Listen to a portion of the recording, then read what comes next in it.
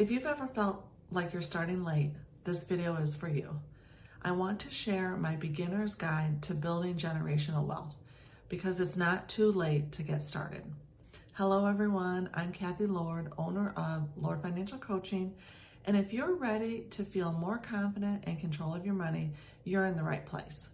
I help women build clarity and confidence through coaching and workshops, and I share simple tips to help you create lasting financial habits. So there's been a lot in the news about an estimated 100 trillion with a T of assets that are expected to change hands from the baby boomers down to the next generation. So you might be thinking, I can never build generational wealth to share with my family like what's being talked about in the news, but I'm here to tell you, I think you're wrong. Generational wealth is not just about money, but it's passing down stability, knowledge, and opportunity to your next generation. And so I think all of us have that potential within us. But I do think there's some steps that you should follow to be ready to transition your generational wealth. Step one, you got to get clear on what you have. I think it's really important that you get some clarity around your finances, because clarity is the foundation of your generational wealth opportunity. And with that, you can't be afraid of the data, because that's all it is. It's not here to judge you. It's just to help build awareness of what your potential is. So that's going to be something like being aware of what your potential income will be over the course of time. Will you see growth? Do you have debts? Do you have loans? Do you have outstanding debt to others, whether it's good debt or bad debt? What's in your savings account? What's in your checking account? All of this clarity around your finances is important as your first step, because you can't build a plan if you don't know your starting point. So that's step one. Step two is to build a strong financial base. That means you're going to try to build something for the future. You have to have that strength at the bottom to hold it all together. That means you're focusing on a repayment plan to get out of debt, organizing it using either the common approaches are either snowball or avalanche. You also need to develop a spending plan. I talk a lot about a monthly spending plan for your entire year so that you know where are your dollars supposed to go versus them just willy-nilly leaving your account. Stability is where you can really create some opportunities for generational wealth, because once you're out of debt and you have minimal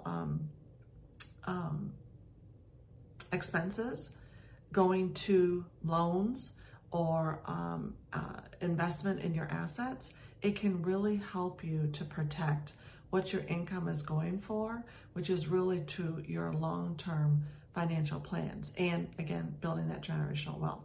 This step protects what you're working so hard to build. The third step is you start growing your money. And so once you're out of debt, you really start to grow your options by using the majority of your income and the excess income that you might have, because you're no longer paying towards debt, is retirement accounts, investment opportunities, and really interest-bearing savings account, high interest-bearing savings accounts, so that you have money set aside if you wanted to do renovation projects. The main thing is, try not to get too intimidated by investments, because you can slowly roll your excess income into investment opportunities once you've been educated. The main thing is you don't need to know everything. You just need to start once you're out of debt. And then step 4 of our generational plan is to protect and pass it on, of course. I think for me, a lot of it is really getting your intentions written out. A lot of people get scared about creating a will or, thinking about their beneficiaries. But I'm here to tell you, those steps are setting your intentions and sharing knowledge of how you want your money to be handled while you're still around to have those conversations with your family. So it's really important that you think about a will.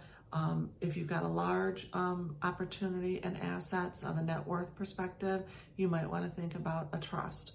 And again, these are just all documents so that you can declare what your intentions are for your family. There will not be any surprises, which I think is so important. And with that, to recap, those 4 steps are getting clear, building the base of your foundation, growing your money, and then 4th is protecting it and passing it on. It's not about where you started, it's about what you do next. So if you have found this message, did it resonate with you, or if you enjoyed it, please go ahead and like and subscribe so you don't miss future tips or conversations. And if you're ready to support your financial journey, I'd love to connect with you. There's a link below where you can schedule a consultation if you need some clarity on how to execute on these steps. See you next time.